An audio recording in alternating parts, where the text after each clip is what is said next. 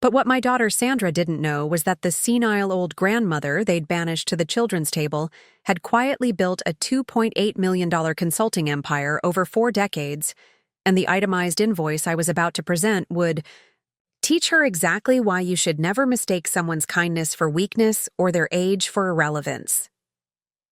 Before we continue, tell us in the comments where you're watching from, and if you've ever been disrespected by family who forgot your worth, make sure you're subscribed, because this story of how one grandmother's strategic business mind turned a humiliating Thanksgiving into the most expensive lesson about respect and family values will leave you speechless. My name is Margaret Elena Rosewood, and at 70 years old, I thought I understood the depths of family cruelty. I'd buried my husband William 3 years ago after 42 years of marriage, watching our family dynamic shift as our adult children began treating me less like the matriarch who'd built our family's foundation, and more like an aging burden who needed to be managed and tolerated. I'd navigated the loneliness of widowhood in a house that suddenly felt too quiet, without William's laughter filling the rooms. I'd even survived the gradual realization that my 3 adult children had begun making decisions about my life without consulting me, as if reaching 70 meant I'd surrendered my right to have opinions about my own existence. But nothing, absolutely nothing, prepared me for what happened at what should have been a traditional Thanksgiving dinner at my daughter Sandra's McMansion in the affluent Maple Ridge subdivision of Westchester County. The humiliation had started the moment I walked through Sandra's front door, carrying the homemade pumpkin bread I'd been baking for our family Thanksgivings for over 30 years. The recipe had been my mother's, passed down through 3 generations of Rosewood women, and I'd made it faithfully every November since Sandra was 5 years old.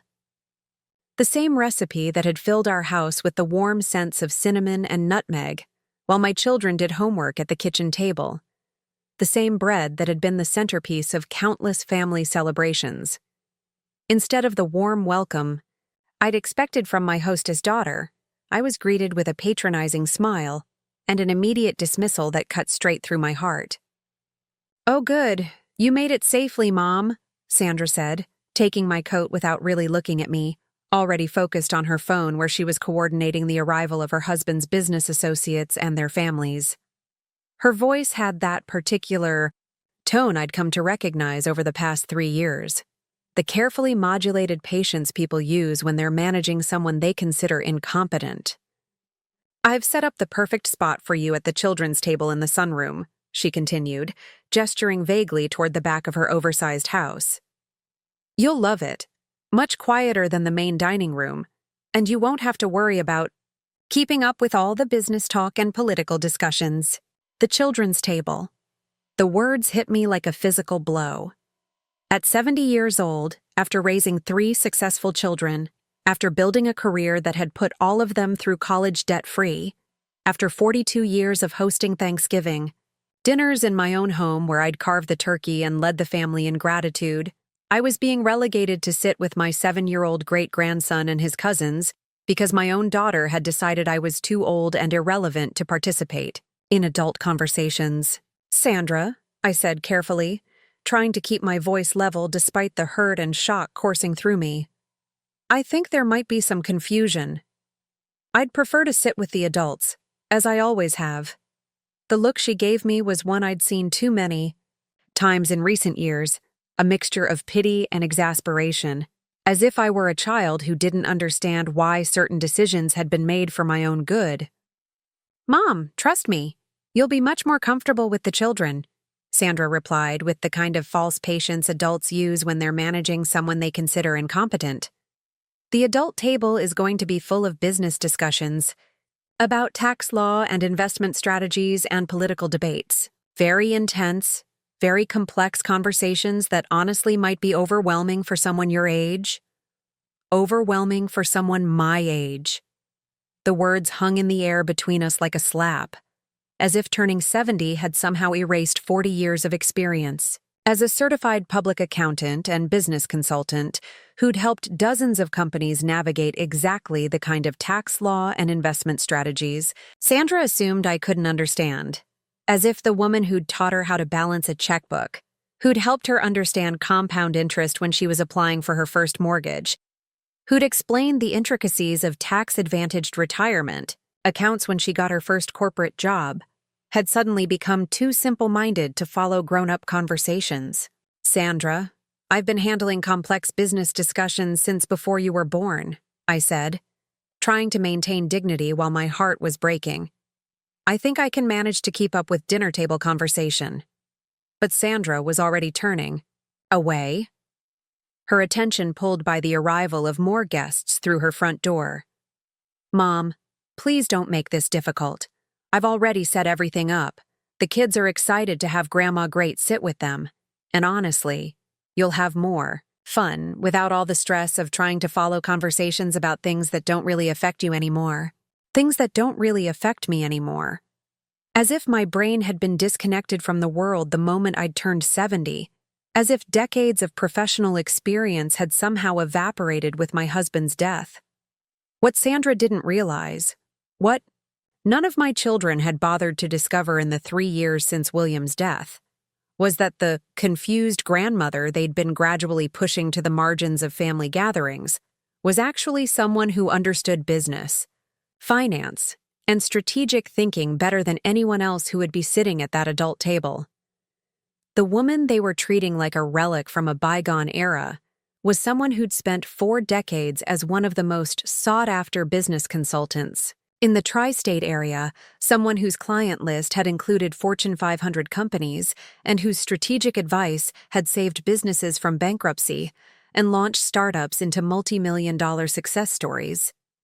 But I could see there was no point in arguing further. Sandra had made her decision, and in her house, surrounded by her husband's business associates and their perfectly polished families, she clearly wasn't going to be swayed by her mother's protests. So I picked up my purse and my pride, and I walked to the sunroom where the children's table had been set up with all the care and attention one might give to an afterthought. The children's table was exactly as humiliating as it sounds. A small round table covered with a plastic tablecloth decorated with cartoon turkeys, surrounded by mismatched chairs of various heights to accommodate children ranging from age 5 to 11. Paper plates instead of the fine china being used. In the main dining room, plastic cups instead of wine glasses. And at the center of the table, a small artificial cornucopia that looked like it had been purchased at a dollar store. I found myself squeezed between my 8-year-old great-grandson Tommy and my 11-year-old granddaughter Lucy, trying to make conversation about video games and school projects while the adults in the next room discussed the very business topics I'd been mastering since before Sandra was born. Tommy, bless his heart, tried to include me in the children's conversations, with the kind of earnest politeness that had been drummed into him by well-meaning parents. "Great-Grandma Margaret, do you like Minecraft?" he asked, his face bright with genuine interest. "I built this amazing castle, and I can show you on my tablet after dinner if you want." "That sounds wonderful, Tommy," I replied, genuinely touched by his enthusiasm, even as my heart ached at the circumstances. "I'd love to see your castle." Lucy, who was at that awkward age where she was too old for the children's table but not quite old enough for the adults, seemed embarrassed by the entire situation. "Grandma Margaret," she whispered, leaning close to me, "why aren't you sitting with the grown-ups? You're not a kid." Out of the mouths of babes, an 11-year-old had more sense about appropriate seating arrangements than my own daughter. "Sometimes adults make decisions that don't make much sense, sweetheart," I whispered back, not wanting to undermine her parents, but unable to pretend that this was normal. Every few minutes, Sandra would pop her head into the sunroom to check on us with the kind of exaggerated cheerfulness people use when visiting elderly relatives in nursing homes. "How are we doing in here?" she'd ask brightly, her voice pitched at the volume people use when they think you might be hard of hearing. "Mom, are you enjoying yourself? Isn't it nice to have a quiet, relaxed meal without all that boring grown-up talk?" Boring grown-up talk. Each time she said it, the words stung a little more. From the dining room, I could hear fragments of conversations that made my professional blood pressure rise. I could hear Sandra's husband Derek discussing tax shelters with his business partner, using terminology he was getting completely wrong. He was explaining depreciation schedules in a way that would have gotten his clients audited by the IRS, confidently dispensing advice that was not only incorrect, but potentially harmful to anyone who might follow it. I could hear my son Michael explaining investment strategies to his brother-in-law, giving advice that would have made my former clients lose thousands of dollars. He was recommending a portfolio allocation that showed a fundamental misunderstanding of risk management and asset diversification, the kind of mistakes I'd spent decades helping people avoid. I could hear my youngest daughter, Patricia, pontificating about business management principles she'd obviously read in some popular magazine, rather than learned through actual experience. She was using buzzwords incorrectly and mixing up concepts in a way that would have made any real business consultant cringe, all of them discussing topics I'd been expert in for decades, while I sat at a table covered with plastic placemats and sippy cups, listening to children argue about which superhero was the strongest and whether dinosaurs could beat robots in a fight. The irony was almost unbearable. Here I was, surrounded by 7-year-olds having more intellectually honest conversations than the adults in the next room who were dispensing financial advice that could ruin people's lives. But the final straw, the moment that transformed my hurt feelings into strategic fury, came when Sandra's business associate, a smug young man named Bradley Morrison, began loudly explaining to the table why older people just can't understand modern business practices. His voice carried clearly from the dining room into the sunroom, where I sat frozen with a plastic fork halfway to my mouth, listening to this 30-something child dismiss an entire generation's worth of knowledge and experience. "It's not their fault," Bradley pontificated, his tone dripping with the kind of condescending sympathy that made my teeth clench. "But people from that generation just don't have the cognitive flexibility to grasp contemporary financial strategies. They're stuck in outdated thinking patterns that worked in the 1980s but are completely irrelevant in today's market." Outdated thinking patterns. Cognitive inflexibility. This from a man who was maybe 35 years old, discussing business principles I'd been implementing successfully since before he was born. A man who probably thought he'd invented strategic planning because he'd read a few business books and attended some corporate seminars. "That's so true," Sandra agreed enthusiastically, and I felt something cold and sharp settle in my chest as I realized my own daughter was about to throw me under the bus to impress her husband's business associates. My mother, for example, still balances her checkbook by hand and pays all her bills with paper checks. She just can't adapt to how money works in the modern world. It's actually kind of sad. She used to think she was good with numbers, but she just can't grasp how digital banking and online investing have changed everything. My own daughter, talking about me like I was some kind of technological dinosaur who couldn't grasp basic financial concepts, while I sat 20 feet away listening to every word, describing me as if I were a relic from a bygone era, someone to be pitied rather than respected. What Sandra didn't know was that I'd been using sophisticated financial software since the 1990s, that I'd been one of the early adopters of online banking and digital investment platforms, that the simple retirement account she assumed I was living on was actually a carefully managed portfolio worth more than all of their net worths combined. What none of them knew was that their outdated mother had been quietly running a boutique consulting firm for the past decade, helping small businesses navigate exactly the kind of complex financial challenges they were discussing so confidently and so incorrectly. "The really sad part," Bradley continued, warming to his theme, "is that they don't even realize how out of touch they are. They still think the strategies that worked in their day have any relevance to modern business. It's like trying to compete in Formula One with a horse and buggy." The children at my table had gone quiet, sensing the tension in the air even if they didn't understand the source. Tommy looked up at me with concerned eyes, probably wondering why Great-Grandma Margaret's hands were shaking as she tried to cut her turkey. "Bradley makes such a good point," my son Michael chimed in, apparently eager to join the conversation. My mom keeps trying to give me financial advice based on what worked when she was young, but the economy is completely different now. What worked in the 70s and 80s just doesn't apply anymore. Michael. My baby boy, whom I'd taught to count with Cheerios on the kitchen table, whom I'd helped through his first business plan when he was starting his consulting firm, whom I'd advised through every major financial decision of his adult life. Now, dismissing everything I'd taught him as irrelevant ancient history. It's really important to be patient with them, Patricia added, her voice full of the kind of gentle condescension that made me want to scream. They're doing their best to understand a world that's moved beyond them. We just have to remember that their brains aren't as flexible as they used to be. Their brains aren't as flexible as they used to be. My youngest daughter, who'd called me crying just 6 months ago when her small marketing business was struggling with cash flow problems, who'd begged for my advice on restructuring her client payment schedules, who'd implemented every suggestion I'd made and turned her business around within 3 months, was now explaining to a room full of strangers that my brain wasn't flexible enough to understand modern business. As I sat at that children's table, listening to my own family dismiss my intelligence and relevance while simultaneously demonstrating their own ignorance about topics I'd mastered decades ago, I realized that this wasn't just about seating arrangements or holiday hurt feelings. This was about respect. This was about family members who'd forgotten that I was a complete person with my own expertise, my own accomplishments, and my own dignity. This was about adult children who'd decided that my value to the family had expired, along with my role as their caretaker and financial supporter.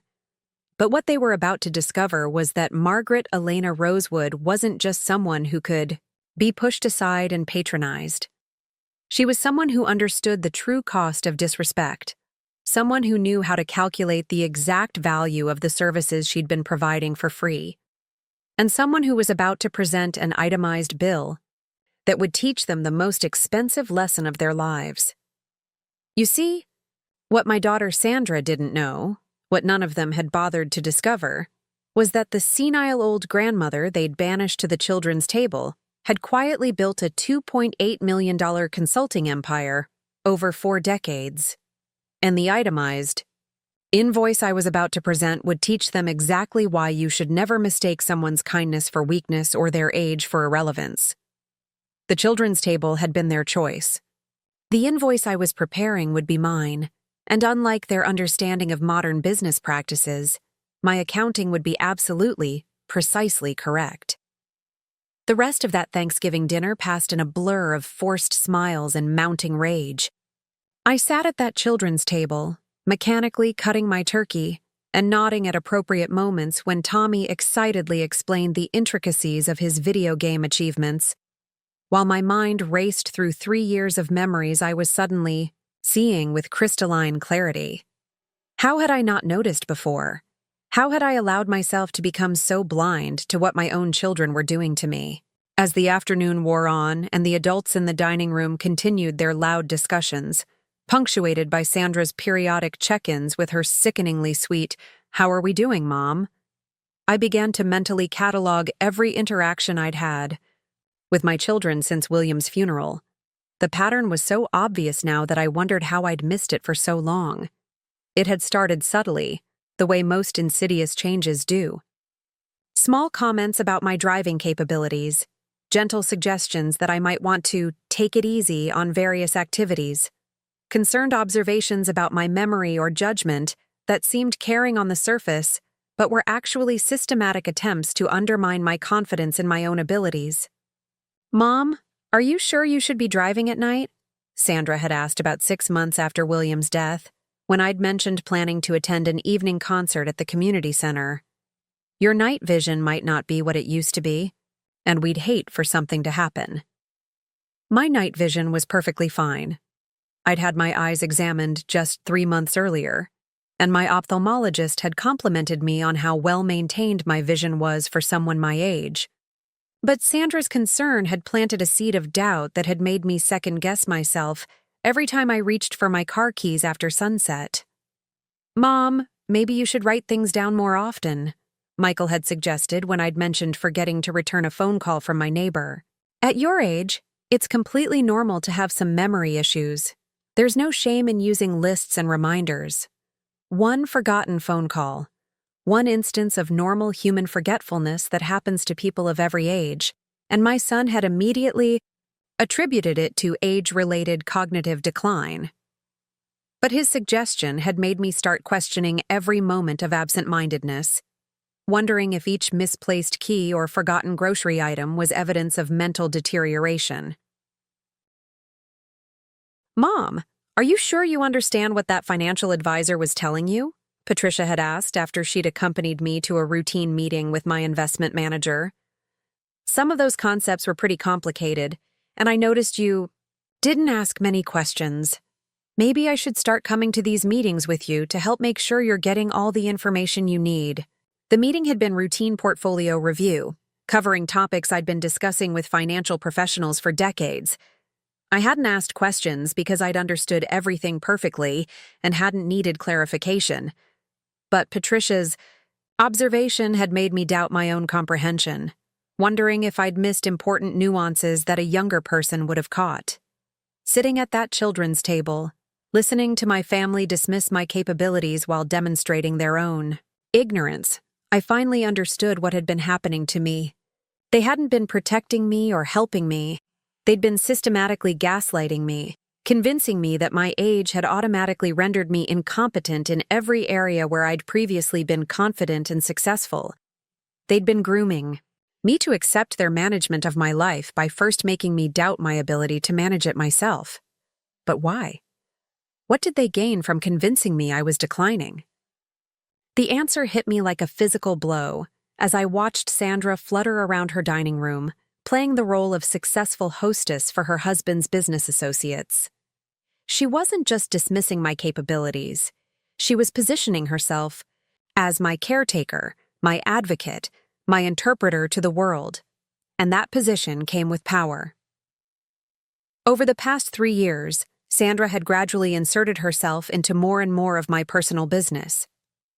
She'd started accompanying me to medical appointments to help me remember what the doctor said.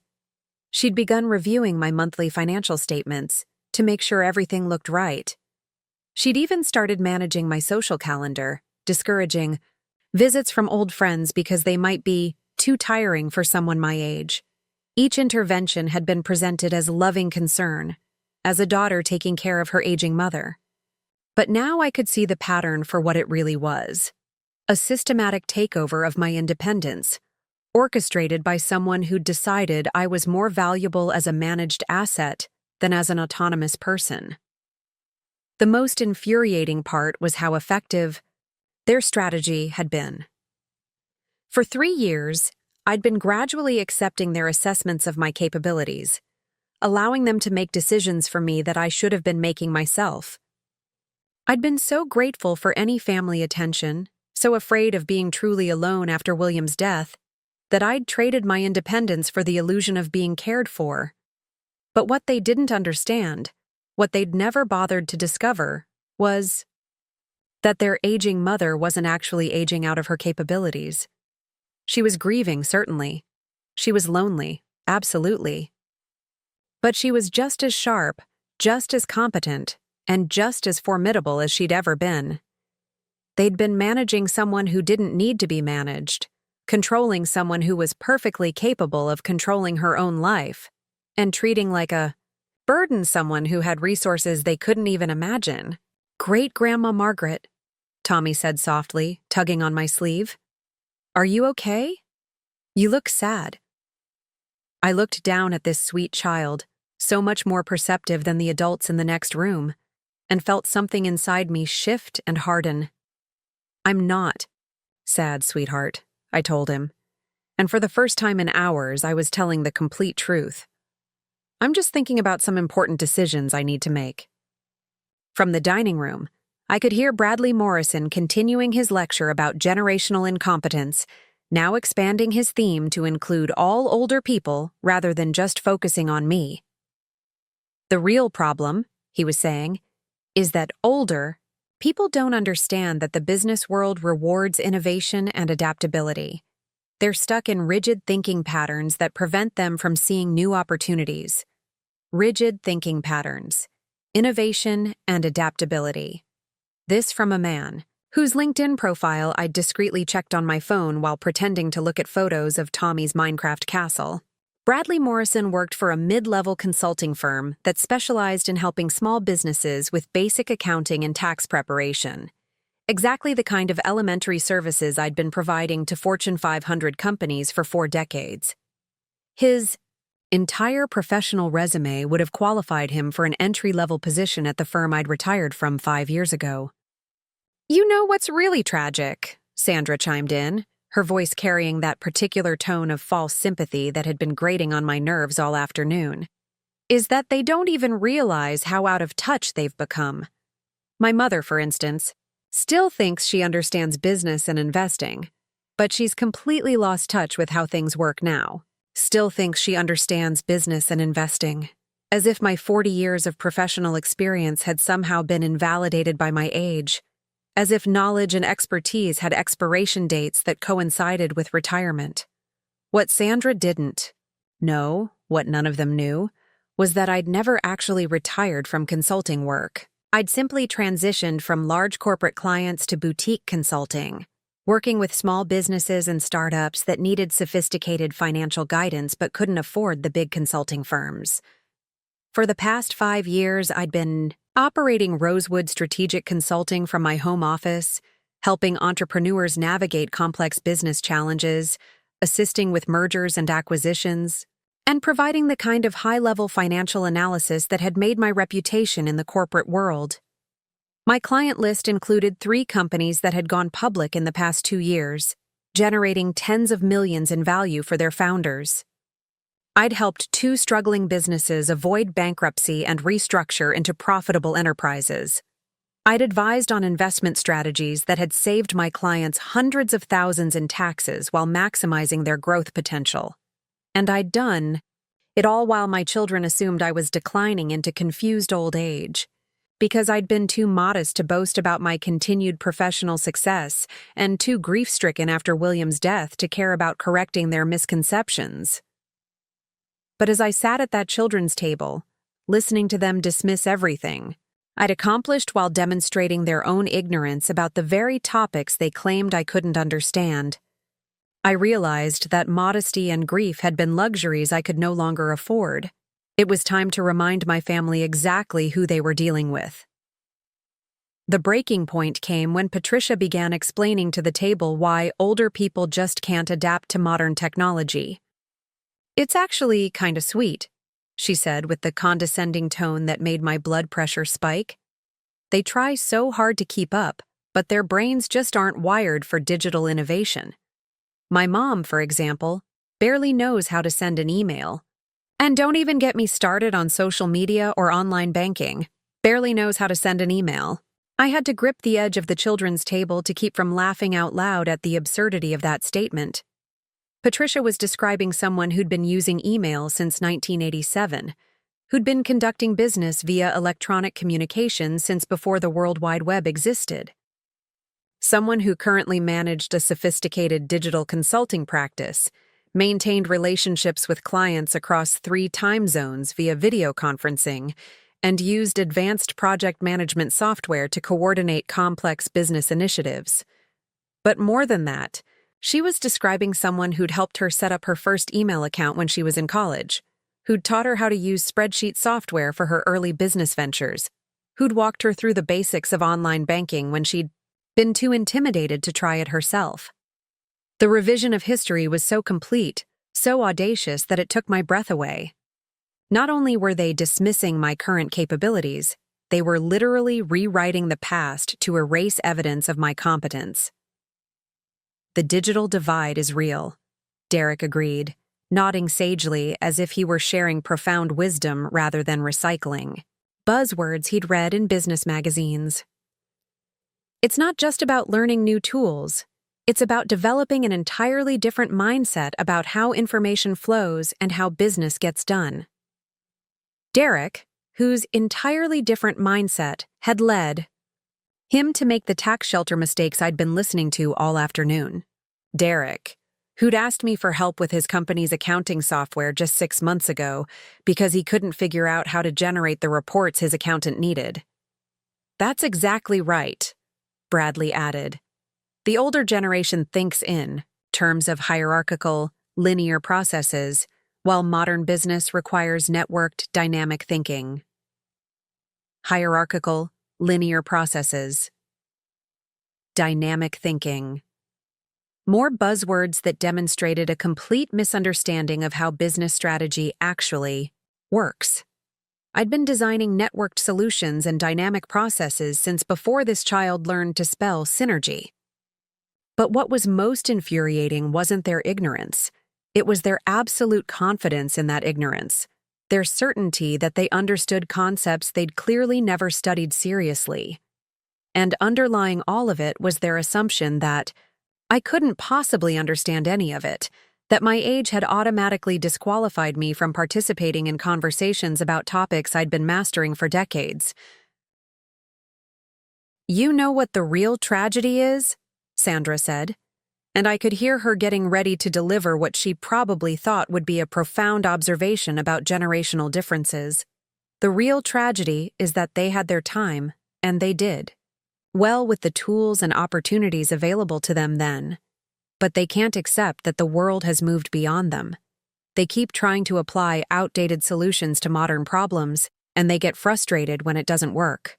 They had their time, as if I were some kind of historical artifact, someone whose relevance had expired along with her reproductive years. Sandra was talking about me like I was a museum exhibit, something to be appreciated for historical interest but not consulted for current guidance.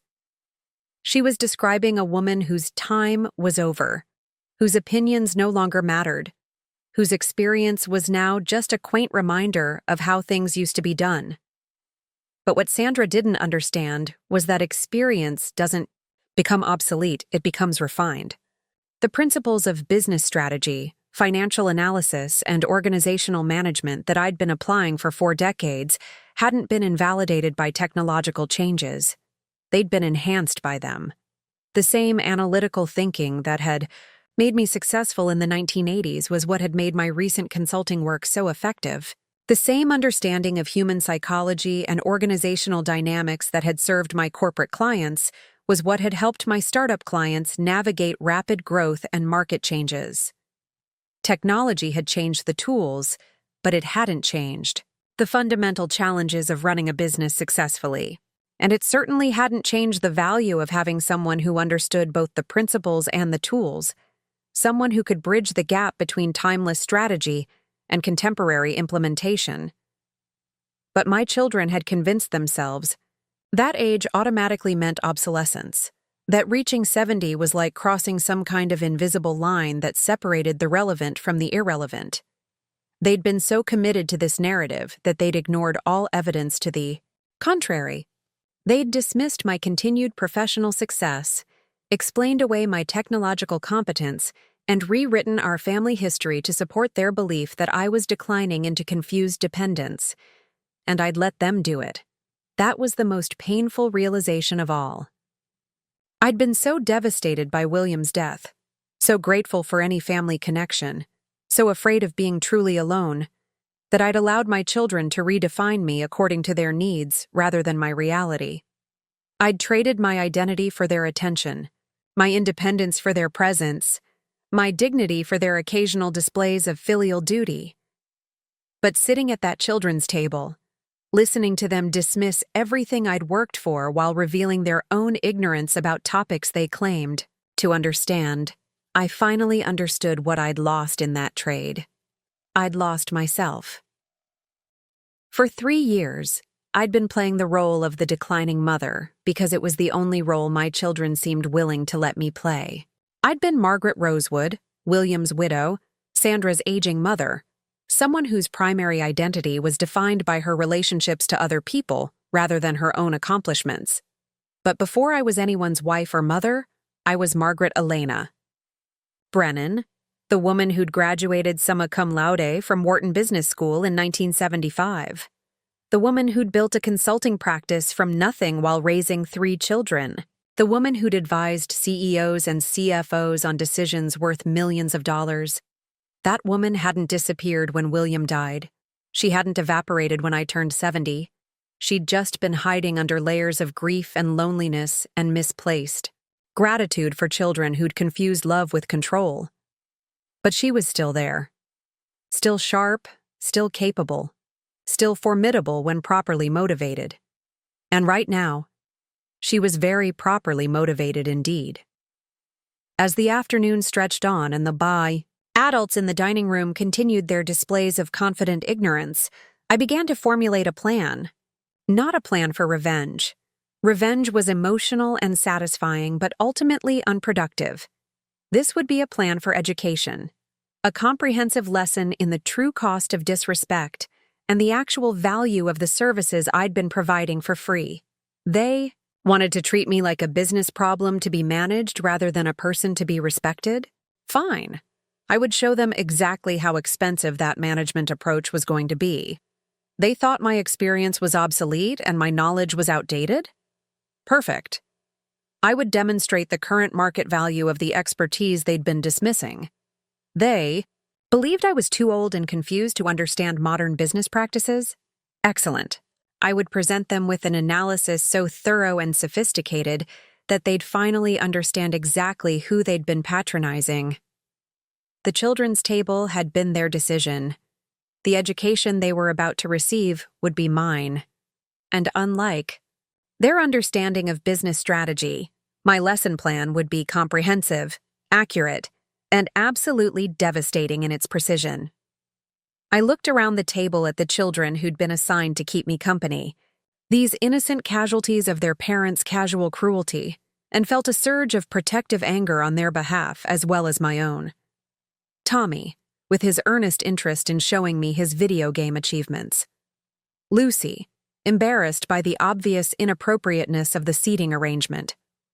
The other grandchildren and great-grandchildren, all wondering why great-grandma Margaret was sitting with them instead of with the grown-ups where she obviously belonged. They were learning lessons too, watching their parents and grandparents treat an elder family member with casual disrespect. They were absorbing the message that age meant irrelevance, that experience was something to be dismissed rather than valued, that family members could be discarded when they became inconvenient. But they were about to learn some very different lessons about the consequences of underestimating people, about the importance of treating family members with dignity, and about what happens when you mistake someone's kindness for weakness. The business education was about to begin. And this time, the curriculum would be designed by someone who actually understood the subject matter. From the dining room, I could hear Sandra beginning to serve dessert, her voice bright with hostess pride, as she described the elaborate spread she'd prepared for her guests. Pumpkin pie, apple crisp, chocolate torte, all store-bought, I could tell from the overly perfect presentation, but presented as if she'd spent days baking, just another small deception in a day full of larger ones. "Mom," she called toward the sunroom, "would you like some dessert? I have sugar-free options if that's better for your diet." Sugar-free options. Another assumption about my age and health. Another small way of treating me like a patient rather than a person. "That's very thoughtful, dear," I called back, my voice perfectly pleasant. "I'll be right there." But I wouldn't be going for dessert. I'd be going to begin the most important consulting project of my career, teaching my own family the true cost of disrespect and the actual value of everything they'd been taking for granted. The children's table lesson was over. The graduate-level coursework was about to begin, and this time I would be setting the curriculum. To understand the magnitude of my children's miscalculation, you need to know who Margaret Elena Rosewood really was before grief and loneliness made her vulnerable to their systematic manipulation. You need to understand the woman who'd built a financial empire so quietly and methodically that even her own children had no idea what they were dealing with when they decided to treat their mother like an aging burden to be managed at the children's table. My story didn't begin at 70 as a confused widow living on Social Security and fond memories. It began at 23 as Margaret Elena Brennan, a young woman with a business degree from Wharton, unlimited ambition, and the kind of analytical mind that could see patterns and opportunities where others saw only chaos. The Margaret that my children had never bothered to understand was someone who'd learned to be financially independent, not by accident, but by necessity. When I graduated from the Wharton School of Business in 1975, the corporate world wasn't exactly welcoming to women who wanted to do more than type and file. The glass ceiling wasn't just real. It was reinforced concrete. But what the men in those mahogany-paneled boardrooms didn't understand was that discrimination, while cruel and limiting, could also be motivating. Every door that was slammed in my face, every promotion that went to a less qualified male colleague, every condescending comment about women not having the right temperament for high-level business decisions, all of it just made me more determined to prove them wrong. Started Margaret Brennan and Associates in 1978 with $3,000 in savings, a rented desk in a shared office space, and a business plan that most people thought was impossibly ambitious. I was going to provide sophisticated financial consulting services to small and medium-sized businesses that couldn't afford the big consulting firms but desperately needed professional guidance. "Margaret, honey," my father had said when I'd explained my business plan, "maybe you should think about getting a nice steady job at a bank or an accounting firm. This entrepreneurship thing is risky, especially for a young woman. What if it doesn't work out? What if it doesn't work out?"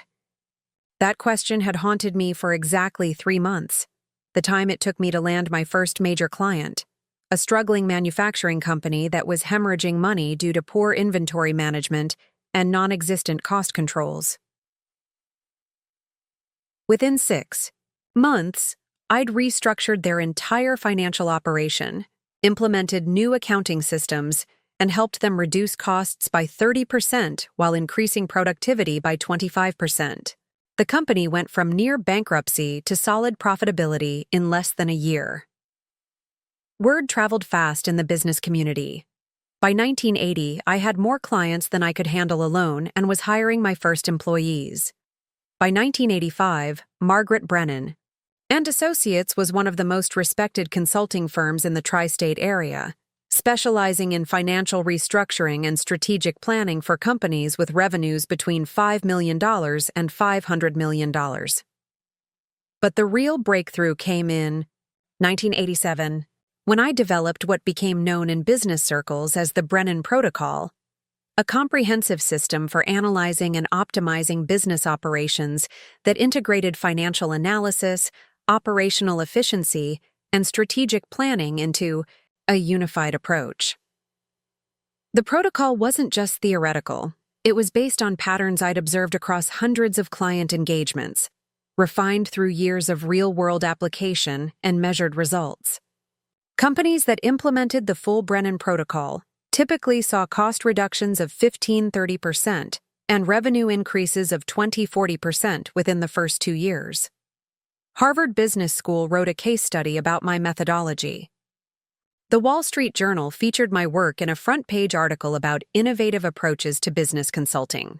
Forbes included me in their list of America's most innovative business consultants 3 years running. By 1990, I was charging $750 per hour for my consulting services, more than most lawyers, more than most doctors, more than most of the men who'd once told me I didn't have the right temperament for business. But success in business was only part of the foundation I was building. The other part was financial independence, so complete and diversified that I would never have to depend on anyone else for my security or dignity. Every dollar I earned, I invested strategically. Not just in the stock market, though my portfolio performed exceptionally well, but in real estate, in other businesses, in opportunities that most people either couldn't see or couldn't afford to pursue. When the real estate market crashed in the early 1990s, I had the cash reserves to buy distressed properties at below-market prices. When the dot-com bubble burst in 2000, I had the liquidity to acquire shares in fundamentally sound technology companies at ridiculous discounts. When the financial crisis hit in 2008, I was positioned to take advantage of opportunities that destroyed other investors. I'd learned early that financial independence wasn't just about earning money. It was about having the resources and knowledge to profit from other people's mistakes, to see opportunity in crisis, to maintain your position of strength regardless of what economic storms might be raging around you. By the time I married William Rosewood in 1980, I was already worth over $2 million and generating more income annually than most corporate executives. But William wasn't intimidated by my success. He was inspired by it.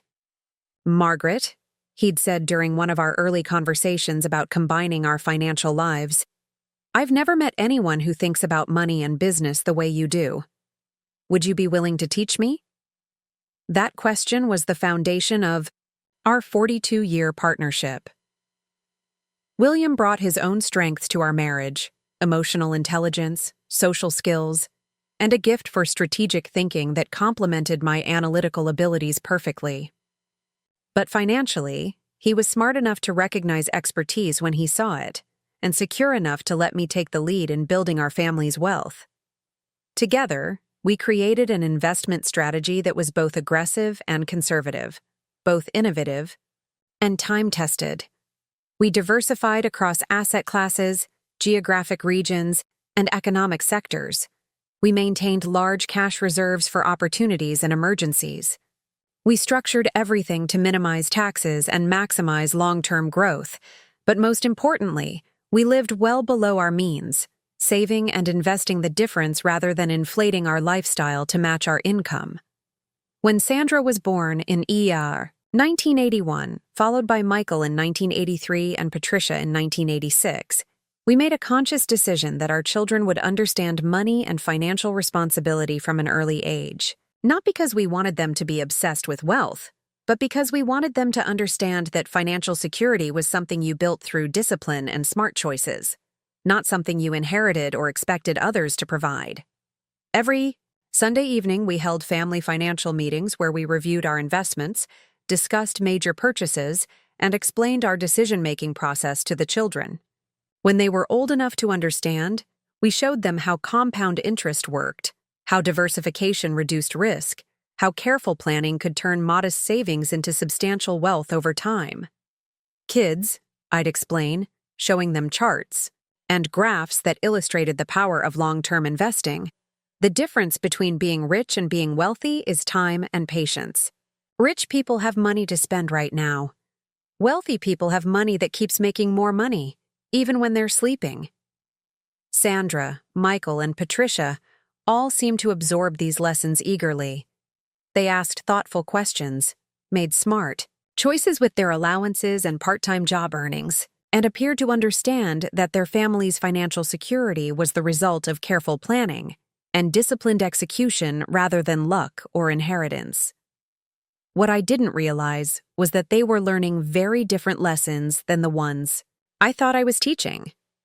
Instead of learning that anyone could build wealth through discipline and smart choices, they learned that their mother was unusually good with money, and they didn't need to worry about financial planning because she would handle it for them.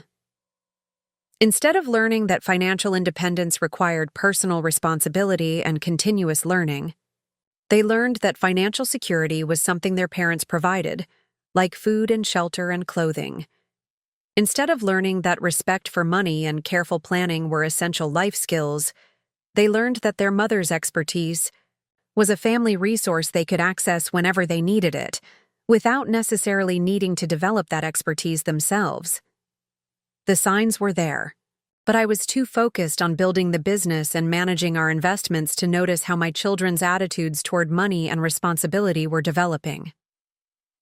When Sandra graduated from college in 2003, she immediately came to me for help, with her first apartment, her first car, her first credit card. Not for advice about how to make these decisions independently, but for direct financial assistance and ongoing management of her financial affairs. "Mom, could you help me figure out what kind of apartment I can afford?" she'd asked. I'm not really good with all the budget calculations and stuff. I'd helped her, of course. What mother wouldn't? But what I should have noticed was that she wasn't asking me to teach her how to do budget calculations. She was asking me to do them for her. When Michael started his first business in 2005, he came to me not just for startup capital, but for ongoing business advice, financial planning, and strategic guidance. Again, I was happy to help. But what I should have recognized was that he wasn't asking me to mentor him toward independence. He was asking me to be his permanent business consultant, available whenever he needed expertise he hadn't developed himself. When Patricia got married in 2008 and bought her first house, she came to me for help with the down payment, assistance with understanding the mortgage terms, and guidance on all the financial decisions involved in homeownership. Once again, I provided everything she asked for. But once again, I failed to notice that she was asking for ongoing support rather than education toward self-sufficiency. By the time William was diagnosed with Alzheimer's in 2018, all three of my children had become accustomed to having unlimited access to my financial expertise and resources. They'd built their adult lives on the assumption that Mom would always be available to solve financial problems, provide business advice, and supplement their income when necessary. But they'd never bothered to learn the skills that would have made them financially independent themselves. They'd been content to be the beneficiaries of my expertise without becoming experts themselves. When William died in 2020, the family dynamic shifted in ways I didn't immediately understand. What I thought was increased attention and concern from my children was actually them positioning themselves to manage what they assumed was my declining capability to manage my own affairs. They'd spent 20 years accessing my financial expertise without developing their own. Now they were faced with the possibility that their primary source of financial guidance might be becoming unreliable due to age and grief.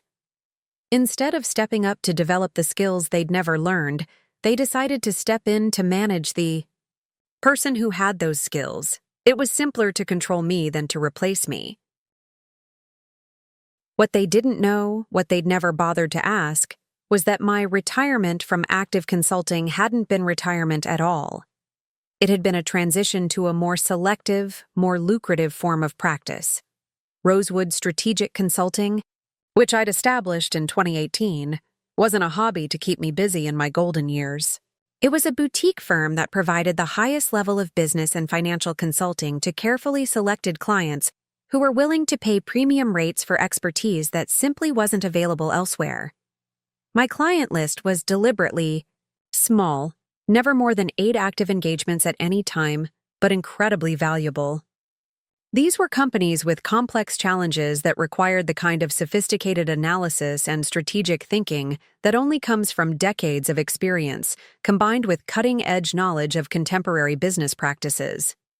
I was charging $1,500 per hour for my consulting time, with minimum engagements of $50,000 and typical projects ranging from $200,000 to $500,000. My annual income from Rosewood Strategic Consulting was higher than it had ever been during my supposedly more active years, and my client retention rate was 100%.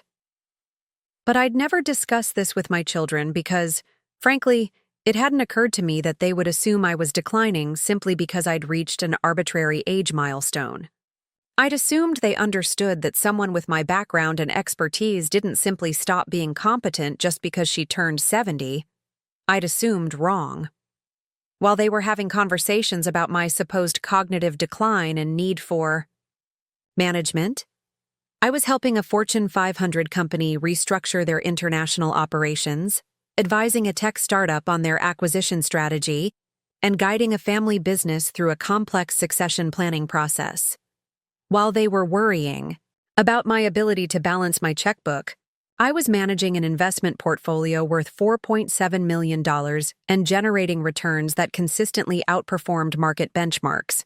While they were questioning my ability to understand modern technology, I was using advanced financial modeling, software, conducting client meetings via sophisticated video conferencing systems, and managing complex project timelines through cloud-based collaboration platforms. The disconnect between their assumptions and my reality was so complete that might as well have been living in parallel universes. But the most painful part wasn't their ignorance of my continued professional success. It was their complete lack of curiosity about who I was beyond their narrow definition of mom. In 47 years of being their mother, had any of them ever asked me what I was working on? Had they shown interest in my business challenges or professional accomplishments? Had they wondered what I did with my time when I wasn't focused on their needs and problems? The answer, I realized as I sat at that children's table listening to them lecture strangers about business concepts they didn't understand, was no. They'd never seen me as a complete person with my own intellectual life, my own professional challenges, my own areas of expertise and growth. I was mom, a role they'd defined so narrowly that it didn't include space for me to be Margaret Elena Rosewood, business strategist and financial expert. I was a supporting character in their life stories rather than the protagonist of my own. But that was about to change, because while they'd been assuming I was declining into confused dependence, I'd actually been building the most sophisticated consulting practice of my career. While they'd been positioning themselves as my caretakers and advocates, I'd been developing new expertise and serving clients with challenges that would have overwhelmed their limited understanding of business strategy. While they'd been treating me like a burden to be managed, I'd been creating value and generating income at levels they couldn't even comprehend. The children's table had been their way of communicating their assessment of my worth and relevance. The invoice I was about to prepare would be my way of communicating the actual cost of their misconceptions. They wanted to treat me like a service provider whose expertise was available for free? Perfect.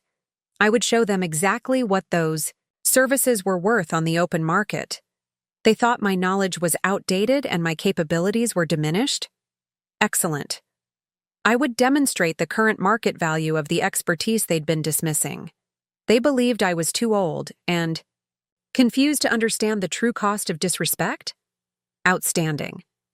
I would provide them with an analysis so detailed and sophisticated that they'd finally understand exactly who they'd been patronizing.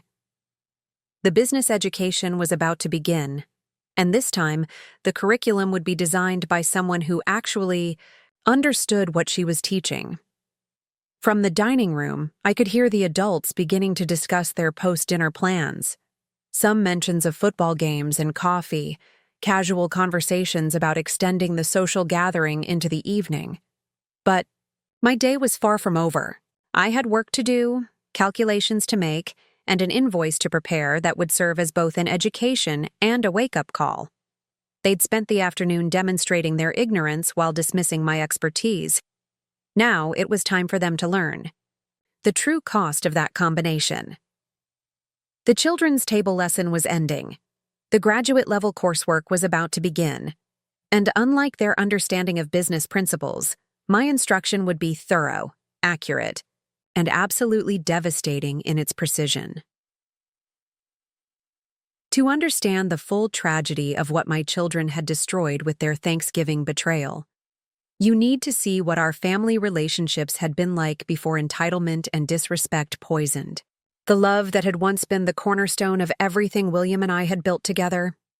You need to understand the foundation of mutual respect, shared values, and genuine partnership that had defined our family for decades, and how completely that foundation had been demolished by my children's transformation into people I barely recognized.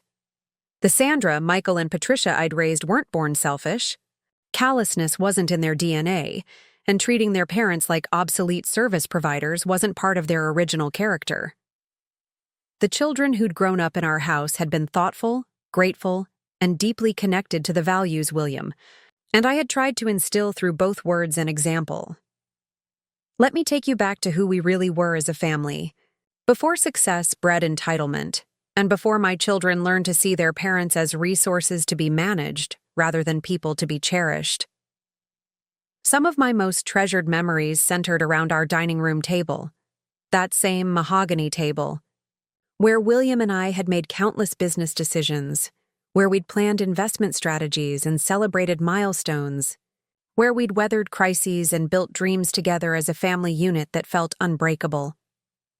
Every Sunday evening from the time Sandra was 8 years old, we'd gather around that table for what we called Family Finance Hour, though it usually stretched to 2 hours because the children had so many questions and observations about the financial decisions we were making. Sandra, even as a child, had been fascinated by the mechanics of wealth building. She'd sit cross-legged in her chair, her homework spread to one side, listening intently as William and I reviewed our investment portfolio and discussed upcoming financial decisions. "Mom, why do we put money in different kinds of investments, instead of just finding the one best investment and putting everything there?" she'd asked when she was 10, her young face serious with concentration as she watched me update our tracking spreadsheets. "Because we don't actually know which investment will be the best one until after it happens," I'd explained, showing her how diversification protected us from catastrophic losses while still allowing us to benefit from market growth. "If we put all our money in one investment and it fails, we lose everything. But if we spread our money across many different investments, some will do better than others, and overall we'll make steady progress toward our goals." "So it's like not putting all your Halloween candy in one hiding place?" she'd asked, making the kind of analogy that showed she was genuinely trying to understand the concepts rather than just memorizing the answers. "Exactly like that," William had confirmed, smiling at her insight. "If your little brother finds one hiding place, you still have candy in the other places." These weren't just abstract lessons about money management. They were conversations about family values, about the importance of planning for the future, about making decisions based on careful analysis rather than emotional impulses or social pressure. Sandra absorbed these lessons with the focused attention she brought to everything she cared about. By the time she was 12, she could explain the difference between stocks and bonds, understood how compound interest worked, and had started her own small investment account with money from babysitting jobs. "I want to save enough money to pay for my own college," she'd announced during one of our Sunday meetings, "so that you and Dad can use your college fund money to help Michael and Patricia instead." That was Sandra at 12 years old, already thinking about how her financial decisions could benefit her siblings, already understanding that family resources should be used strategically to help everyone succeed. Michael had approached our financial discussions from a different angle, more interested in the business strategy aspects than the mathematical details of investing. He'd ask questions about why we chose certain companies for our portfolio, how we evaluated management teams, what made us confident that a particular business would be successful over the long term. "Dad, how do you know if a company's leaders are any good at their jobs?" he'd asked when he was 14, having just heard us discuss a potential investment in a technology startup. "That's one of the most important questions in business," William had replied, clearly pleased by Michael's strategic thinking. "You look at their track record, but you also look at how they handle challenges. Good leaders make their companies stronger during difficult times. Poor leaders make excuses and blame other people when things go wrong." "So you're not just buying pieces of companies," Michael had observed. "You're buying pieces of the people who run those companies." "Now you're thinking like an investor," I'd said proudly. "Companies are ultimately just groups of people making decisions together. If you trust the people making the decisions, you can be confident in the long-term success of the company."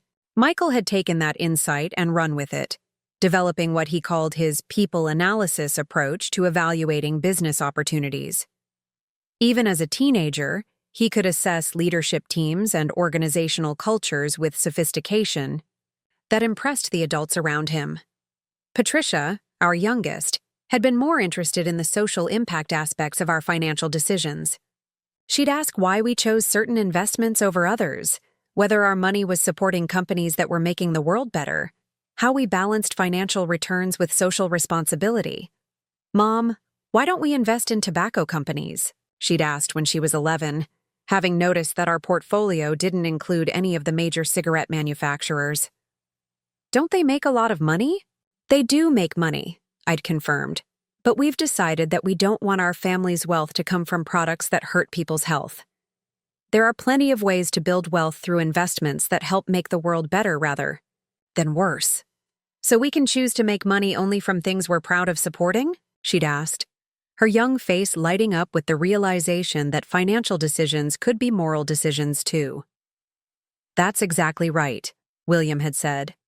Having money gives you choices, and one of the most important choices is deciding what kind of companies and what kind of industries you want to support with your investment dollars. Patricia had carried that lesson with her throughout her youth, becoming our family's conscience about socially responsible investing and helping us identify opportunities to support businesses that aligned with our values while still generating solid returns.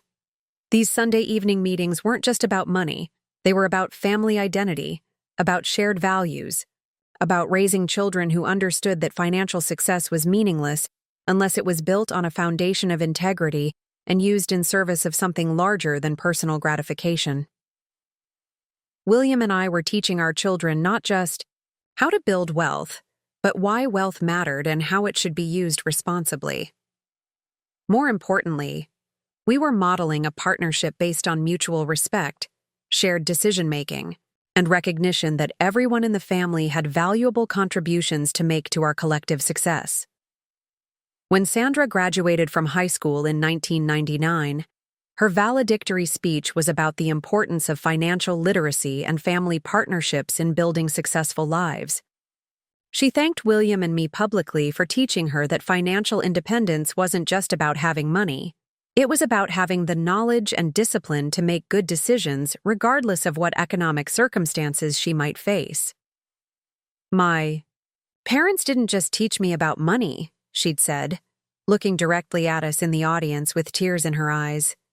They taught me about responsibility, about planning for the future, about making decisions based on principles rather than impulses. They showed me that being successful means building something that lasts, something that can benefit not just yourself, but the people you love. That was my daughter at 18 years old, grateful for the financial education she'd received, committed to building her own wealth through the same principles of discipline and strategic thinking that had built our family's security, already thinking about how she could use her future success to help others. The college years had been a continuation of our partnership approach to family financial management. Sandra had chosen to attend a state university, partly because she wanted to graduate without student loan debt, partly because she wanted to prove that she could build her own success without relying entirely on her parents' resources. I want to start my adult life owing money to myself, not to banks or even to you and Dad, she'd explained when she turned down admission offers from more expensive private colleges. I want to be free to make career choices based on what I love doing and what makes a difference in the world, not based on what pays enough to cover loan payments. During her college years, Sandra had called home every Sunday evening to participate in our family financial meetings via speakerphone. She'd share updates about her part-time job earnings and her growing investment account, ask questions about economic trends she was learning about in her business classes, and seek advice about internship opportunities and career planning. Mom, my economics professor was talking about the dot-com boom, and I remembered what you said about technology investing back when I was in high school, she'd said during one of these calls. You said that most of the companies would fail, but the technology itself would change everything. How did you know to invest in the technology without getting caught up in the hype about specific companies? I focused on the infrastructure companies rather than the flashy consumer-facing businesses, I'd explained. Companies that make the tools and systems that other companies need to operate, those tend to be more stable and profitable over the long term than companies that depend on consumer trends and marketing. So you were thinking about what would still be important in 10 years, not just what was exciting right now? Exactly. And that's a good lesson for career planning, too. Sometimes, the best opportunities are in fields that aren't glamorous or exciting but are essential to how other industries operate. These conversations had continued throughout Sandra's college years and into her early career. She'd graduated in 2003 with a degree in business administration, minimal debt, and a sophisticated understanding of financial planning that put her ahead of most people twice her age. Michael and Patricia had followed similar paths, choosing education and career options based on long-term strategic thinking rather than short-term gratification, graduating with minimal debt and strong foundations for building independent financial success. The early career years had been everything William and I had hoped for our children. All three had found work they were passionate about, were living within their means while building savings and investment accounts, and continued to participate in our family financial discussions as equals rather than dependents. When Sandra got married to David Chen in 2005, she'd insisted on a modest wedding that they could afford without going into debt or depleting their savings. When Michael started his consulting business in 2007, he'd prepared a detailed business plan and secured his own startup funding rather than asking for family bailouts. When Patricia bought her first house in 2009, she'd saved for the down payment herself and chosen a mortgage she could easily manage on her income alone. "We're so proud of all three of you," William had said during one of our Sunday family meetings in 2010. "You've taken everything we taught you about financial responsibility and applied it to build your own independent, successful lives. You gave us the tools and the confidence to succeed on our own," Sandra had replied. "That's the greatest gift parents can give their children. Not money, but the knowledge and skills to earn their own money and use it wisely." That conversation had taken place just 13 years ago, but it felt like it had happened in a different lifetime. The Sandra who'd spoken those words bore no resemblance to the woman who'd banished me to the children's table and spent the afternoon explaining to strangers why people my age couldn't understand modern business practices. What had happened to transform my grateful, thoughtful daughter into someone who could treat her mother with such casual disrespect? What had changed a family partnership based on mutual respect into a dynamic where adult children assumed they had the right to manage and dismiss their aging parent? The answer, I realized as I sat at that children's table listening to my family demonstrate their ignorance while dismissing my expertise, was success itself. The financial security William and I had built, the education we'd provided, the opportunities we'd created, all of it had worked exactly as we'd intended. Our children had achieved the independence and success we'd dreamed of for them. But somewhere, along the way, they'd forgotten that their success had been built on a foundation provided by other people. They'd forgotten that the knowledge and resources that had launched their careers hadn't materialized out of thin air. They'd forgotten that the parents who'd taught them everything they knew about financial planning and business strategy might still have valuable insights to offer. Success had bred not gratitude, but amnesia. They'd become so comfortable with their own achievements that they'd lost sight of how those achievements had been made possible. They'd become so confident in their own expertise that they'd forgotten where that expertise had originally come from. And most painfully, they'd become so focused on their own adult lives that they'd stopped seeing their parents as complete people, with their own continuing growth, challenges, and contributions to make. The transformation hadn't happened overnight. It had been gradual, subtle, easy to rationalize at each step along the way. It had started with small changes in the tone of our conversations. Instead of asking for my advice about business decisions, Sandra had started telling me about decisions she'd already made, seeking validation rather than guidance. Instead of participating in our family financial discussions as equals, Michael had started skipping meetings, claiming he was too busy with his own business to focus on family planning. Instead of sharing her challenges and asking for strategic input, Patricia had started presenting only her successes, as if acknowledging that she still faced difficulties would somehow diminish her adult status. The Sunday evening family meetings had gradually become less frequent, then sporadic, then non-existent. The children had their own lives, their own financial affairs, their own decision-making processes that didn't include the parents who'd taught them everything they knew about money and business. William and I had told ourselves this was natural, healthy, evidence that we'd succeeded in raising independent adults who could manage their own affairs. We'd been proud of their confidence, pleased by their success, grateful that they didn't need us to solve their problems or supplement their incomes. But what we'd failed to notice was that independence had gradually transformed into something that looked suspiciously like indifference. Success had evolved into arrogance. Confidence had become condescension. By the time William was diagnosed with Alzheimer's in 2018, the family dynamic had already shifted in ways that made our children see us as problems to be managed rather than people to be respected. They'd spent 20 years building their own expertise and success. But they'd forgotten that expertise and success don't automatically become obsolete when you reach a certain age. They'd assumed that because they were now successful adults, their parents must be declining into irrelevance.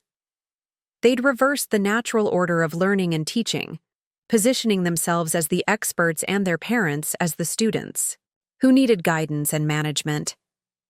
The woman who'd taught Sandra everything she knew about business strategy was now someone whose opinions were overwhelming and whose presence at adult conversations was inappropriate. The man who'd mentored Michael through every major career decision was now someone whose judgment was questionable and whose involvement in family planning was unnecessary. The parents who'd provided Patricia with the moral framework for socially responsible investing were now people whose values were outdated and whose perspectives were irrelevant to modern business practices. It was a complete reversal of reality, but it had happened so gradually that none of us had recognized it for what it was, until it was too late to prevent. William had died in 2020, still believing that our children's distance was temporary, still hoping that they would eventually remember the values we'd taught them, and return to the family partnership that had once been the source of so much mutual joy and pride.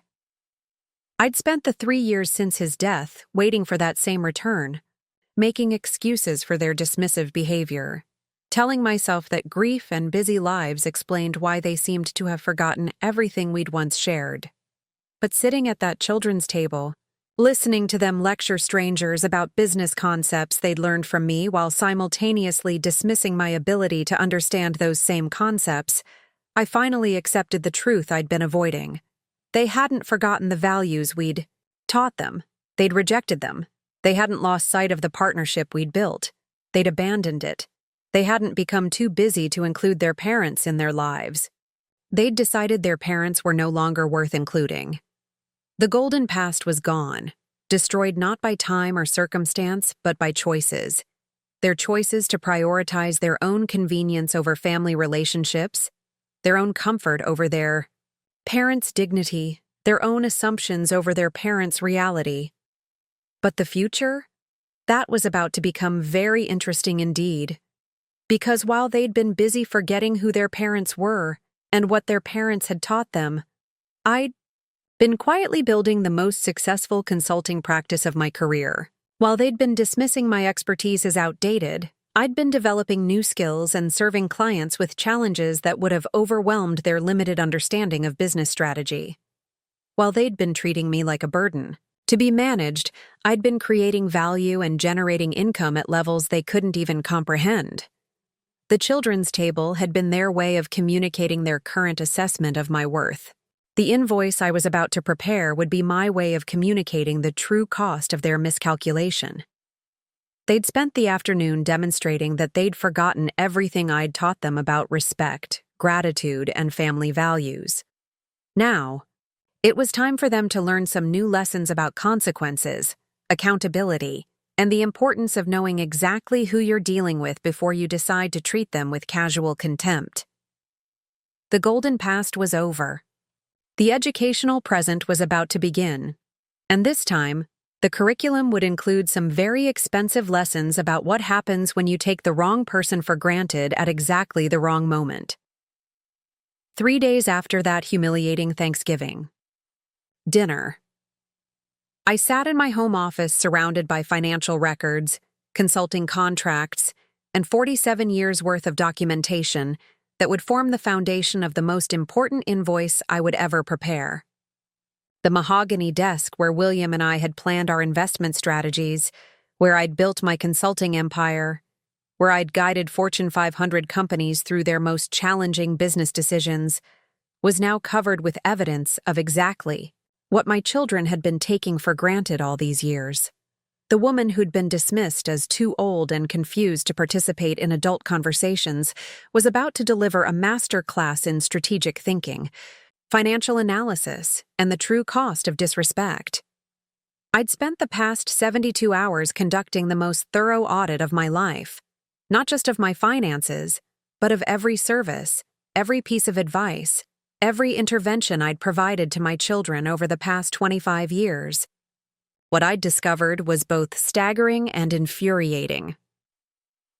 Since Sandra, Michael, and Patricia had become adults, I'd provided them with professional-level business consulting, financial planning, investment advice, tax strategy guidance, and crisis management services that would have cost them well over $2.3 million if they'd hired external consultants with my level of expertise and track record. But they'd never paid me a single dollar. They'd never even acknowledged the professional value of what I was providing. They'd simply assumed that Mom's advice was a free family service, available on demand, with no respect for my time, expertise, or professional boundaries. That assumption was about to be corrected. The invoice I was preparing wasn't revenge. Revenge would have been emotional and ultimately unproductive. This was education, delivered through the language my children understood best: money, contracts, and professional accountability. I started with Sandra's file, spreading 20 years of documented interventions across my desk like evidence in a court case. The pattern was so clear, so consistent, that I wondered how I'd ever failed to see it. In 2005, when Sandra had called me in a panic because her first business venture was hemorrhaging cash and heading toward bankruptcy, I'd spent 43 hours conducting a complete operational audit, redesigning her business model, and developing a turnaround strategy that not only saved the company, but transformed it into a profitable enterprise within 8 months. At my standard consulting rate of $1,500 per hour, that intervention alone had been worth $64,500. In 2008, when the financial crisis had threatened Sandra's investments and real estate holdings, I'd spent 6 weeks developing a comprehensive asset protection strategy, restructuring her portfolio to minimize losses while positioning her to benefit from market recovery opportunities. Market value of that financial planning work: $89,000. In 2012, when Sandra had been considering 3 different job offers and couldn't decide which opportunity offered the best long-term career prospects, I'd conducted detailed analyses of all 3 companies, evaluated their leadership teams, assessed their market positions, and provided strategic recommendations that led to her accepting the position that eventually made her a senior vice president. Professional career consulting of that caliber: $35,000. In 2015, when Sandra and David had been house hunting and overwhelmed by mortgage options, interest rate calculations, and neighborhood market analyses, I'd spent 2 weeks conducting comprehensive real estate market research, financial projections, and risk assessments that helped them purchase a home that had since appreciated by $340,000. Real estate consulting and financial analysis: $28,000. In 2018, when Sandra's company had been acquired and she'd needed guidance on stock options, severance, negotiations, and tax implications of her compensation package, I'd provided sophisticated financial modeling and strategic advice that had increased her total compensation by over $150,000.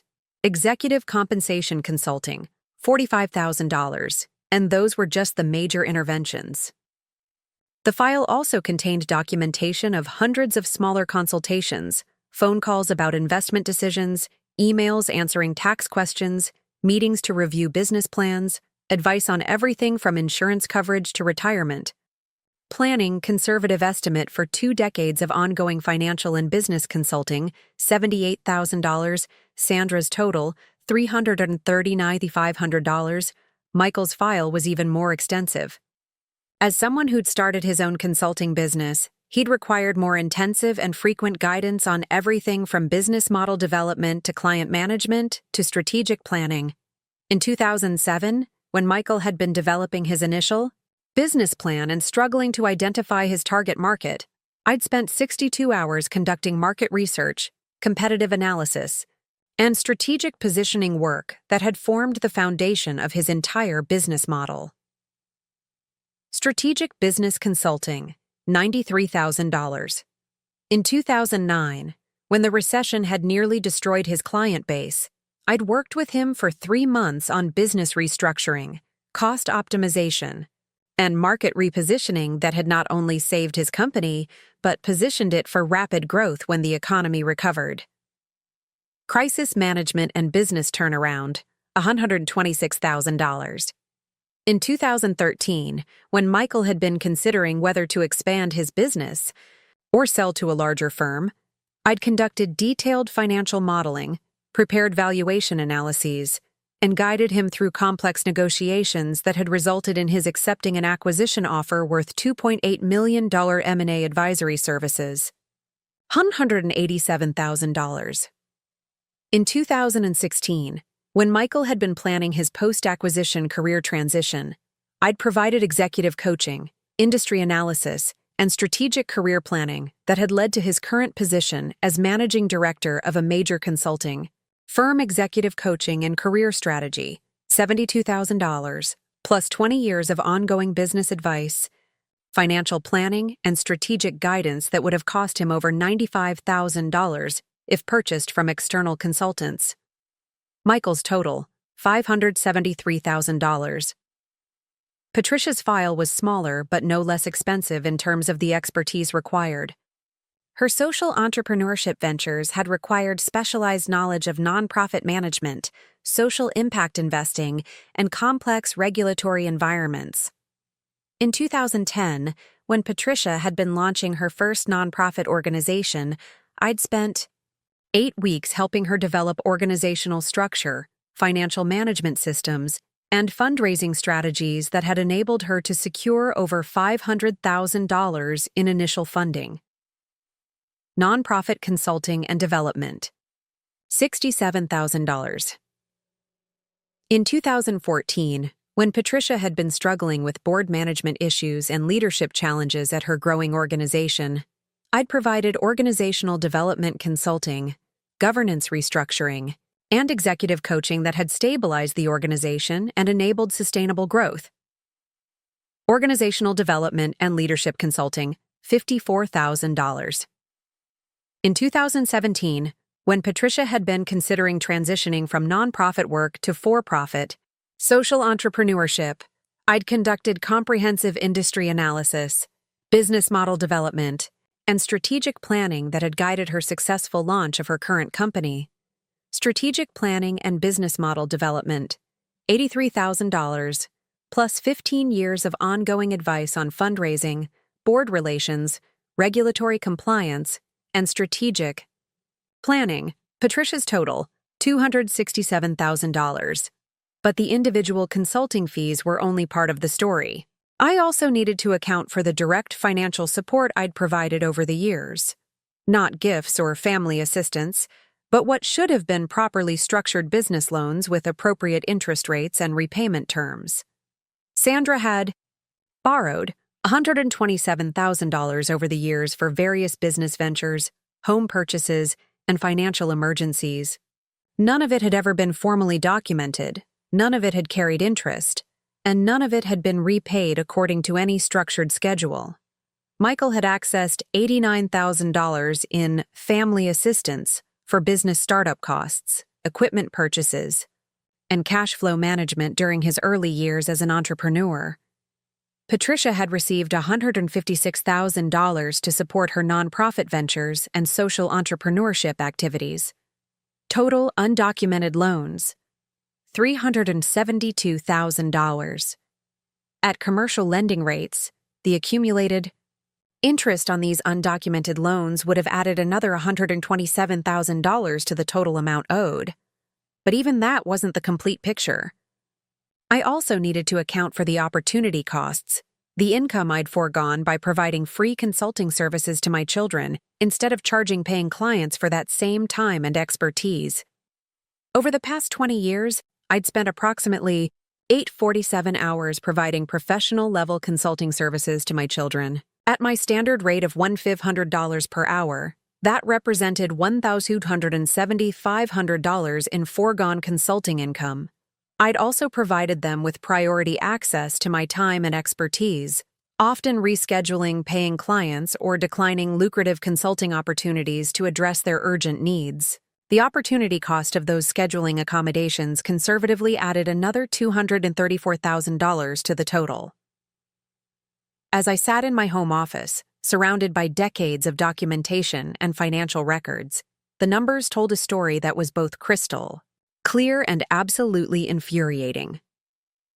Over the past 25 years, I had provided my 3 children with professional services, financial support, and business guidance worth $2,947,500, $2.9 million. They had paid me exactly $0.00. But more than that, they had systematically dismissed my expertise, questioned my competence, and ultimately relegated me to a children's table because they'd decided I was too old and confused to participate in adult conversations about the very topics where I had demonstrated decades of superior knowledge and judgment.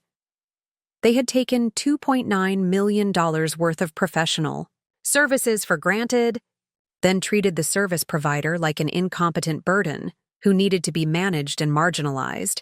That was about to change. I spent the next 2 days preparing the most comprehensive invoice of my career. Not just a bill, but a complete educational document that would serve as both a financial reckoning and a strategic lesson in the true cost of disrespect.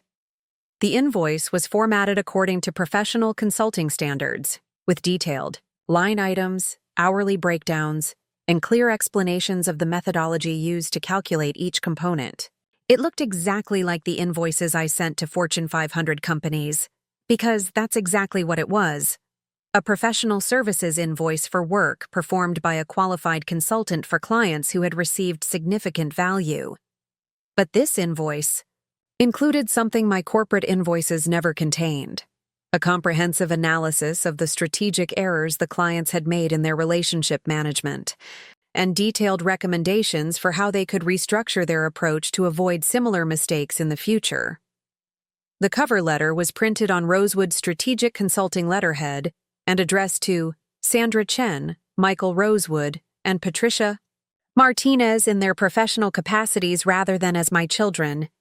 "Dear clients," it began, "please find attached a comprehensive invoice for professional consulting services provided by Rosewood Strategic Consulting to your respective organizations between January 2000 and November 2023.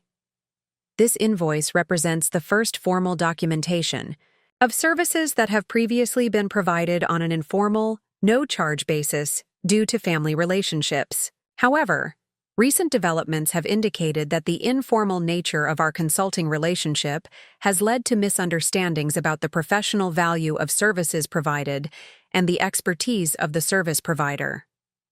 In order to clarify the business relationship and ensure appropriate recognition of professional value delivered, we are transitioning to a formal consulting arrangement with standard billing practices, payment terms, and professional boundaries. Please review the attached documentation carefully. Payment is due within 30 days of receipt, according to standard business practices for professional consulting services. We look forward to continuing our business relationship on a more formal and mutually respectful basis. Sincerely, Margaret Elena Rosewood, CPA Principal Consultant, Rosewood Strategic Consulting. The invoice itself was a masterpiece of professional documentation. 23 pages of detailed line items, supporting analysis, and clear explanations of the methodology used to calculate each component. Page 1 summarized the total amounts owed by each client: Sandra Chen, $611,247; Michael Rosewood, $798,191; Patricia Martinez, $456,892 total amount. Due, 1-800-7030. The remaining pages provided exhaustive documentation of every consultation, every piece of advice, every intervention I'd provided over 23 years of informal consulting services. Each entry included the date of service, hours involved, description of work performed, methodology used, results achieved, and comparative market rates for similar consulting services. But the real education was in the final section, titled Strategic Analysis and Recommendations for Future Client Relations. Based on extensive analysis of this consulting relationship, several strategic errors have been identified that have reduced the effectiveness of services provided and created unnecessary friction in the business relationship. Primary issues identified: failure to recognize the professional qualifications and expertise of the service provider, leading to inappropriate assessment of service value and provider capabilities. Assumption that informal delivery methods indicated lower professional standards or reduced service quality. Lack of appropriate respect for providers' time, expertise, and professional boundaries. Systematic undervaluation of services provided, leading to entitled attitudes and unrealistic expectations about service availability and cost. Public dismissal of providers' expertise in professional settings, demonstrating poor understanding of business relationship management and professional courtesy. Strategic recommendations: transition to formal consulting relationship with appropriate contracts, payment terms, and professional boundaries. Acknowledge the professional qualifications and track record of service provider through appropriate recognition and compensation. Implement proper business relationship management practices, including respect for providers' time and expertise. Discontinue public commentary that undermines providers' professional reputation or expertise. Develop more realistic understanding of market rates for high-level consulting services and adjust expectations accordingly. Implementation of these recommendations will result in more effective consulting outcomes and improved satisfaction for all parties involved. The final page contained payment instructions, late fee policies, and collection procedures that would be implemented if payment was not received within the specified time frame. It was, without question, the most professionally devastating document I had ever prepared. It was also, without question, completely accurate and entirely justified. On the Monday following Thanksgiving, I hand-delivered copies of the invoice to each of my children's offices. Not their homes, their offices, where their colleagues and staff could observe them receiving formal business correspondence from a professional consulting firm. The reactions were swift and predictable. Sandra called within 2 hours, her voice shrill with panic and rage. "Mom, what the hell is this? Are you seriously billing us for family advice? This is insane." "Sandra, this is Margaret Rosewood from Rosewood Strategic Consulting. I believe you've received our invoice for services provided to your organization over the past 23 years. Do you have questions about any of the specific line items?" "Don't you dare talk to me like I'm some kind of stranger. You're my mother, not some business consultant." "I'm both, Sandra. I'm your mother who happens to be a professional business consultant with 47 years of experience and a track record of helping clients achieve exceptional results. The invoice reflects the professional value of services I've provided to you in your business capacity. But we never agreed to pay for your advice. We never signed any contracts." "You're absolutely correct. The informal nature of our previous arrangement led to exactly the kind of misunderstandings we're now experiencing. That's why we're transitioning to a formal business relationship with clear terms and appropriate compensation." "Mom, please. This is ridiculous. We can't afford to pay over $500,000. "Sandra, you're a senior vice president at a major corporation. You understand business relationships and professional service agreements. If you'd hired external consultants to provide the same services I've delivered over the past 2 decades, this is exactly what you would have paid. The only difference is that you've been receiving premium consulting services without recognizing their value." "But your family," Family doesn't bill each other for help. Family also doesn't relegate each other to children's tables while dismissing their professional expertise to roomfuls of strangers. Family doesn't treat each other like incompetent burdens who need to be managed. If you'd like to have a family relationship, we can certainly discuss that. But it will be a relationship based on mutual respect, not one where you access my professional expertise for free while treating me like I'm too old and confused to understand the very topics I've been mastering for decades. The call ended with Sandra hanging up on me, but not before I'd heard her assistant asking if everything was all right with the business matter she'd been discussing. Michael's response was more strategic, but equally predictable. He showed up at my house that evening with a folder full of legal documents and a carefully rehearsed speech about family obligations and elder care. "Mom, I've been talking to my attorney about this invoice situation. He says that family members can't retroactively bill each other for informal advice and assistance. This whole thing is legally questionable. Michael, please come in. I'd be happy to discuss the legal aspects of professional consulting relationships." We sat in my living room, the same room where he'd asked for my help with countless business problems over the years, while he tried to intimidate me with legal threats and emotional manipulation. "The attorney says that your invoice is essentially an attempt to extort money from family members who were just accepting normal parental guidance. He thinks we could challenge this in court if necessary." "That's interesting, Michael. Did you explain to your attorney that the normal parental guidance included 62 hours of market research and competitive analysis that formed the foundation of your business model? Did you mention that the informal family advice included 3 months of crisis management consulting that saved your company from bankruptcy? That wasn't professional consulting, Mom. That was you helping your son with his problems." "You're absolutely right. It was me helping my son. And if you'd like to continue having that kind of family relationship, we can certainly arrange that. But it will be a relationship where you treat me with the respect and dignity that a son should show his mother, not one where you dismiss my expertise while benefiting from it." "What does that mean?" "It means no more public commentary about how people my age can't understand modern business practices. It means no more assumptions that I'm too old or confused to participate in adult conversations. It means treating me like the accomplished professional I am, rather than like a burden who needs to be managed. And if we do that, you'll tear up these invoices?" "Michael, the invoices aren't punishment. They're education. They're documentation of exactly what you've been receiving and taking for granted all these years.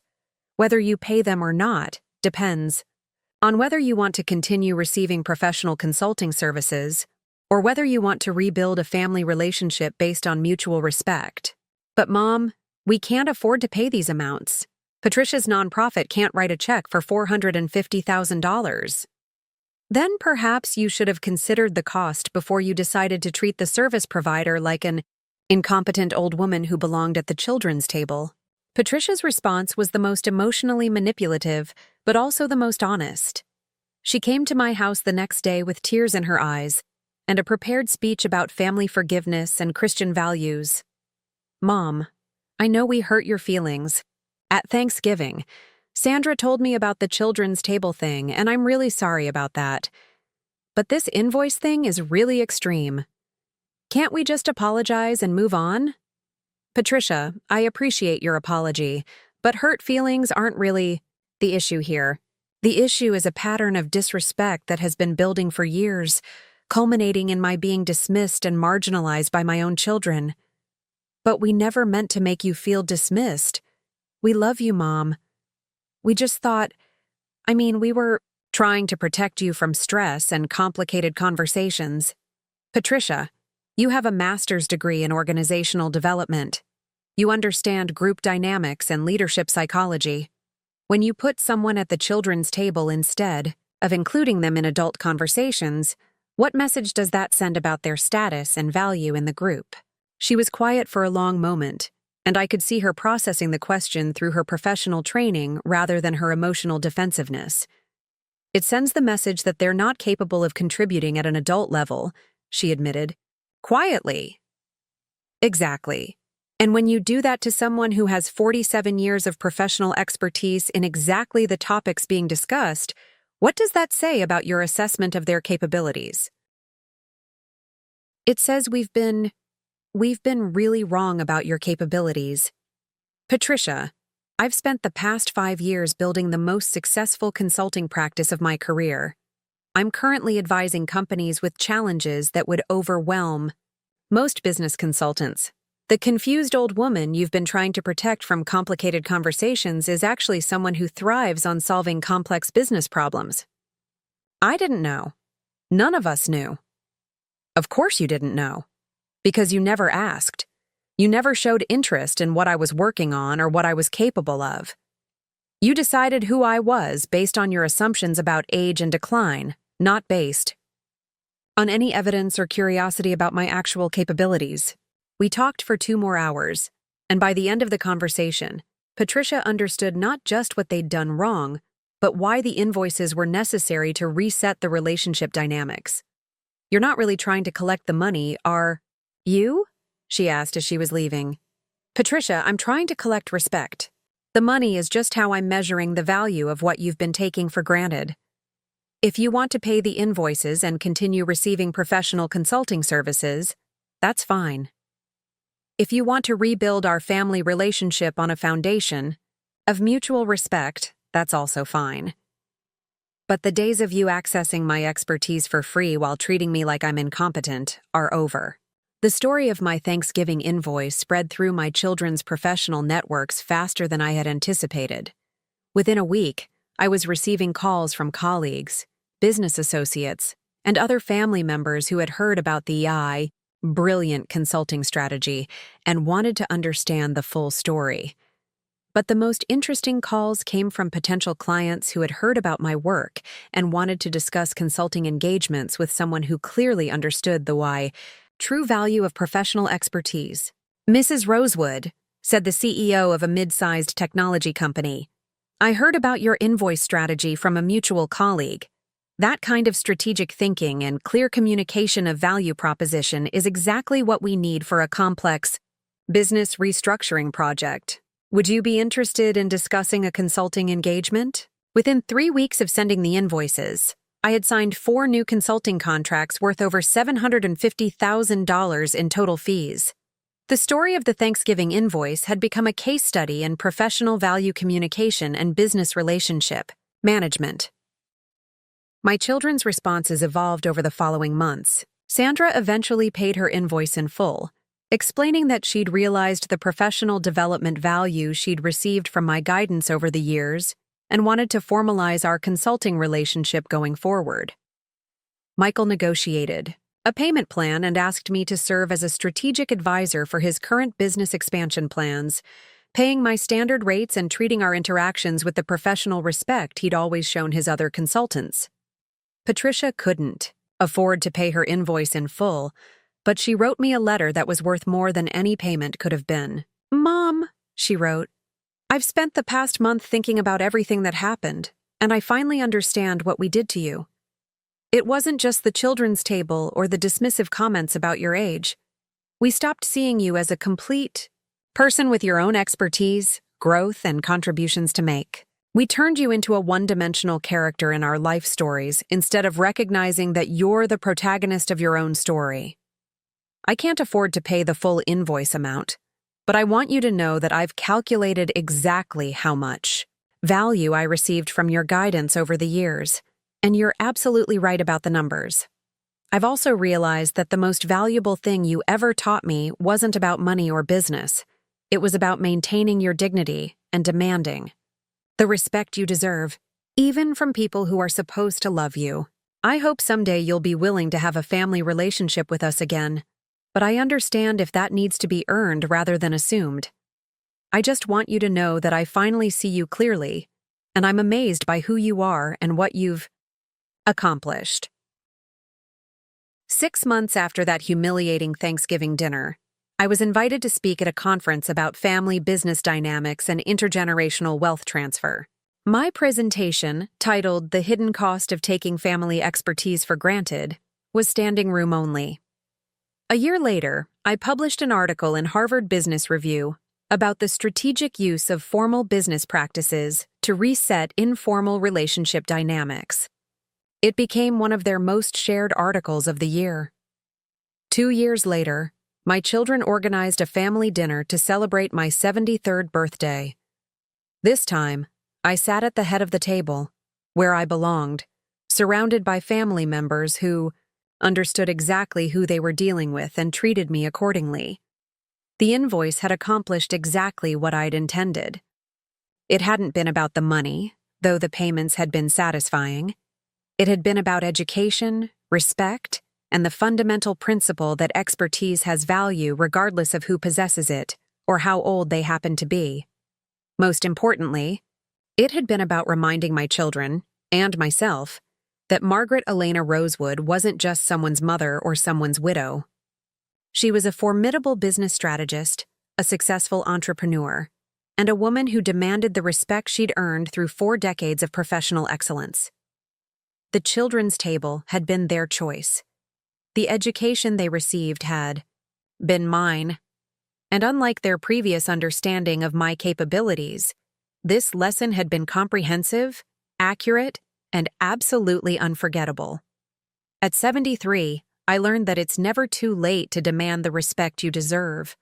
Never too late to educate people about your true value, and never too late to remind your own family that underestimating you can be the most expensive mistake they ever make. The invoice was paid, the lesson was learned, the respect was restored. And Margaret Elena Rosewood? She was finally free to be exactly who she'd always been, a brilliant, successful, formidable woman who happened to also be someone's mother, not the other way around. Up next, you've got 2 more standout stories right on your screen. If this one hit the mark, you won't want to pass these up. Just click and check them out. And don't forget to subscribe and turn on the notification bell so you don't miss any upload from us.